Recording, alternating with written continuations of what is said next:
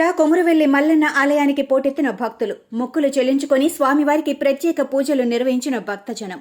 ప్రముఖ శైవ క్షేత్రం శ్రీ కొమురువెల్లి మల్లికార్జున స్వామి ఆలయ బ్రహ్మోత్సవాల్లో భాగంగా ఈ రోజు నుంచి లస్కర్ వారం ప్రారంభం కానుంది.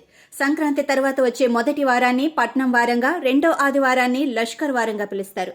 సికింద్రాబాద్ నుండి వేలాది మంది భక్తులు మల్లన్నను దర్శించుకుని మొక్కులు చెల్లించుకోవటం ఆనవాయితీగా వస్తోంది. మల్లన్నను దర్శించుకుని ఎల్లమ్మ తల్లికి పట్నం వేసి బోనాలు సమర్పిస్తారు.